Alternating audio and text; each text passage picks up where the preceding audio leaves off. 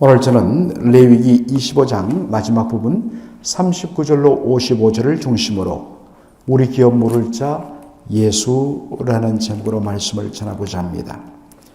어제 본문 다시 한 번 더 우리가 정리하면 가난하여 자신의 땅을 팔 수밖에 없을 경우 원래 땅은 근본적으로 여호와 하나님의 것이기 때문에 근본적으로 영원토록 그렇게 팔 수 있는 것은 아니라 이야기했습니다. 그렇기 때문에 땅을 가난하여 자신이 조상대대로 물려받은 기업인 땅을 팔 경우에는 건족이 가장 가까운 친척, 그러니까 오늘 보니까 여기 보니까 자기의 형제 아니면 사촌, 또 위로 삼촌, 아니면 그 다음 이런 식으로 바로 자기와 가장 가까운 친족이 자기의 돈을 지불하고 그 땅을 되사서 그 원래 사람에게 돌려주는 것, 이것을 가리키는 표현이 기업을 무르다, 기업을 무르다라고 했습니다. 사실 표현이 우리에게는 일상적으로 쓰지 않기 때문에 이 표현을 보면 조금 당황하게 되는데, 기업을 무르다라는 것은 redeem, 바로 영어 사전을 찾아보면 돈을 주고 되찾다, 되사오다, 아니면 이것은 바로 종으로 팔린, 노예로 팔린 사람 그 몸값을 지불하고 그를 되사와서 자유와 해방을 주다라는 뜻이 redeem입니다. 만일에 그러면 나는 내 가까운 일가 친척이 하나도 없다. 그러면 어떡하느냐? 그래도 방법이 있습니다. 그것은 안식년, 7년 안식년을 7번 지난 후 그 다음에 되는 제 50년째, 이를 희년이라고 이야기합니다. 그 제 50년, 유대달력으로 7월 10일 대속죄일이 되면 나팔을 불어서 희년이 왔음을 선포하는 것입니다. 어제도 말씀드렸지만 희년의 히브리어 단어는 요벨입니다. 이 요벨이란 단어에서 희년의 영어 단어 주빌리가 나온 것이죠. 그런데 이 요벨이란 것은 원래 양의 이 뿔로 만든 양각 나팔을 뜻합니다. 바로 제50년째 7월 10일 대속죄일에 커다란 양각 나팔을 불어서 희년이 도래하였음을 선포하는 것에서 요벨이라는 단어가 나왔습니다. 한자로는 기쁠 희자를 써죠. 기쁨의 해이다. 왜냐? 잃었던 모든 것을 되찾고 원래 상태로 돌아가는, 그래서 하나님께서 주시는 이 은혜의 기쁨을 감당하지 못해서 희년이라 그렇게 번역을 합니다. 오늘 본문에 보면 이제 어떤 사람이 가난하여서 스스로 자신의 몸을 팔아 종이 된 경우입니다. 그런데 근본적으로 동족 히브리 사람을 종으로 부리지 못하도록 그렇게 말씀이 되었습니다. 그래서 팔린 경우에도 그를 노예처럼 그렇게 막 부려서는 안 되고 한 형제처럼, 그리고 품꾼처럼 품삯을 받고 일하는 사람처럼 대우해 주어야 된다고 말씀합니다. 이유는 이스라엘 백성 모두가 출애굽함으로 하나님의 종이 되었다라고 말합니다. 굉장히 중요한 표현인데요. 하나님께서 이스라엘 백성들을 바로 애굽에서 구원하여 인도해 내셨는데 이것을 구속하셨다라고 말합니다. 그래서 이스라엘 백성들은 하나님의 구속받은 백성이다. 어제도 말했지만 이 구속이란 한자 단어는 구할구자에 값을 지불할 속자를 뜻합니다. 값을 지불하고 그 사람을 구해냈다라는 것입니다.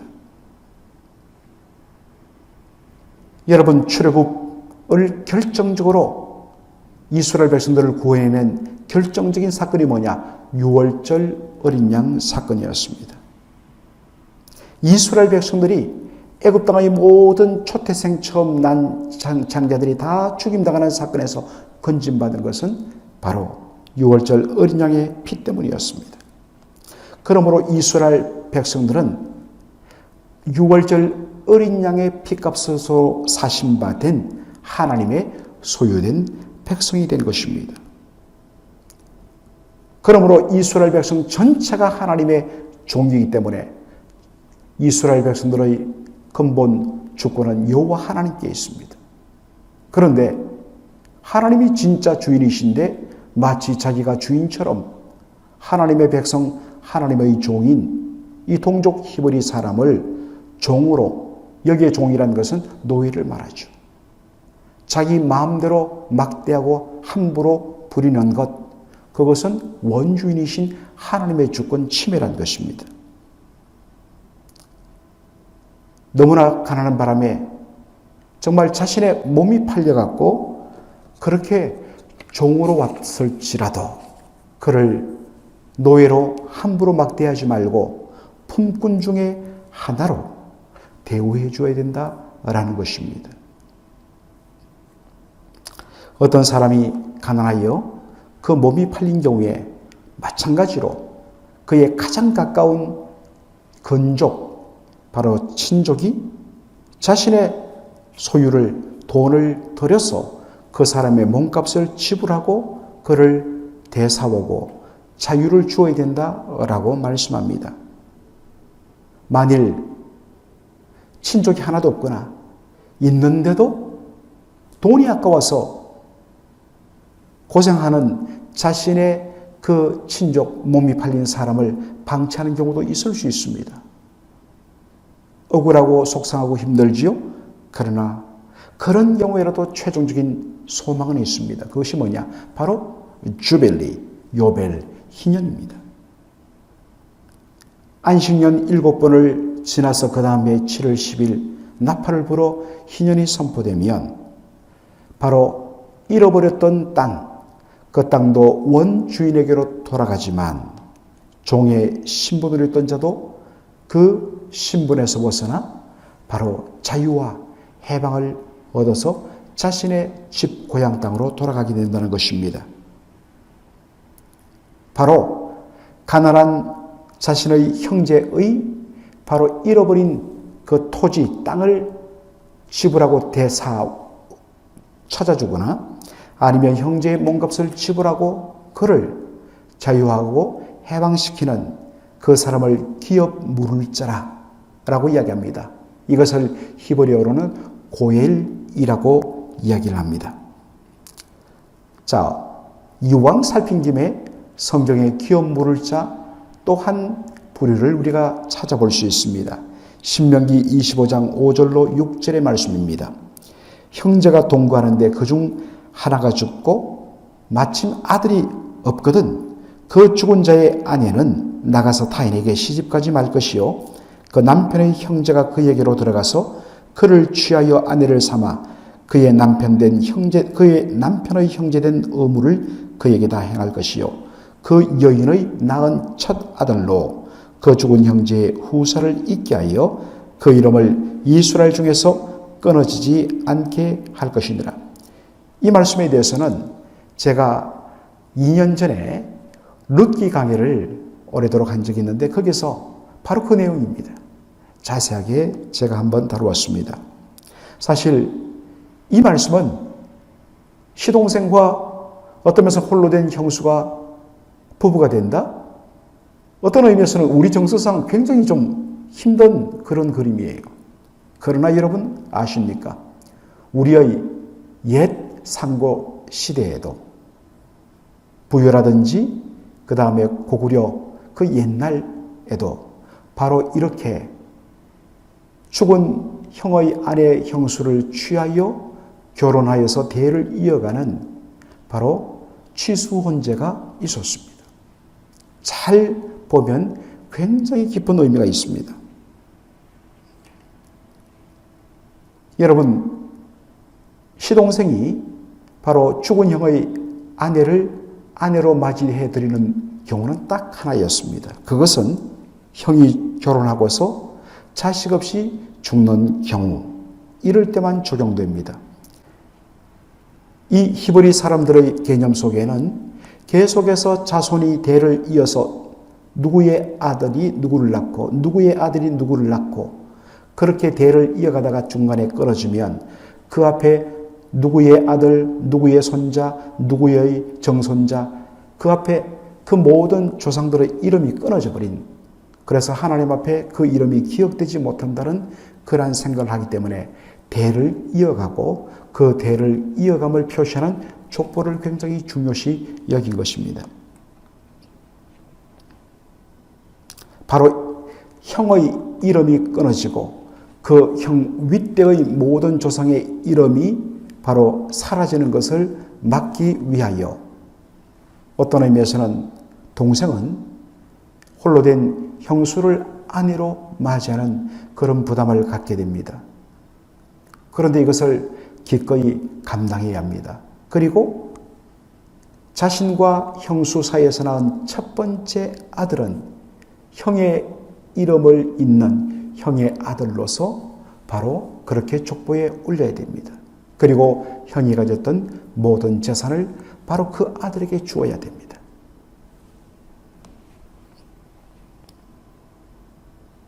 이렇게 대가 끊어진, 그리고 심지어 자신의 어떤 면에서는 형제가 없다 할 경우에는 바로 가까운 친족이 그 일을 수행해야 됩니다. 그러나 실질적으로 이것이 잘 이루어지지 않았습니다.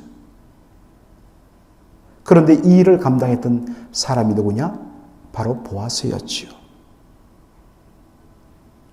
그리고 그 보아스와 룻을 통하여서 태어난 아들이 오벳이었고 그 오벳의 아들이 이새였고 이새의 아들이 바로 다윗이었던 것입니다. 바로 이러한 일을 행하는 사람을 기업 물을 자 고엘이라고 한 것입니다. 그런데 이 기업 물을 자 고엘은 장차 오실 예수님을 예표합니다. 예수님은 진정한 의미의 기업 물을 자, 여러분 기업 물을 자가 영어로 뭐라고 그랬습니까? 리딤이라는 바로 값을 주고 대사다, 값을 주고 몸값을 지불하고 그를 노예 신분에서 자유와 해방을 주다라는 영어 단어 리딤에다가 이하를 붙이면 리디멀, 구속자가 되는 것입니다. 예수님은 죄와 사망의 속박과 노예 상태에 있던 우리를 그분은 구해내셨는데 십자가에서 우리가 지불해야 할 모든 그 죄의 값을 자신의 존귀한 피로 목숨으로 그 모든 값을 지불하시고 우리를 되사오시고 자유와 해방을 주셨습니다. 그래서 예수님께서 십자가 위에서 최후로 내뱉은 말씀이 무엇입니까? 다 이루었도다. 다 이루었도다란 말은 다 값을 지불했다는 원어적인 의미를 가지고 있습니다. 예수님께서 십자가 위에서 물과 피를 쏟으셔서 우리의 모든 죄값을 다 지불하시고 값을 치르셨기 때문에 우리가 구속을 받았고, 그렇기 때문에 우리는 이제 우리의 것이 아니요 바로 피로 값주고 사신 주님의 것이요 하나님의 소유된 백성이 된 것입니다. 그 은혜를 입고 이 땅을 살아가면서 어떤 의미에서는 우리도 그와 같이 다른 사람들을 돕고 이제는 그리스도 예수 안에서 한 믿음의 한 피바다 한 몸 이룬 성도들, 형제, 자매들을 향하여서 쉽지는 않지만은 서로를 향하여 도움의 손길을 바로 펼치는 이것이 진정 하나님의 종이요 구속받은 은혜를 기억하고 고백하는 성도의 합당한 삶이 될 줄로 믿습니다. 오늘 이 말씀을 보면서 특별히 여러분의 정말 같은 피를 받은 진짜 피부치들 여러분 돌아보시는 시간 되기를 원합니다. 그들에게 한번 전화하시고 기도 제목 물으시고 아이고 정말 한번 만나 뵙지 못했다고 같이 공감하고 힘들어 함께 그 아픔을 나누지 못했다고, 죄송하다고.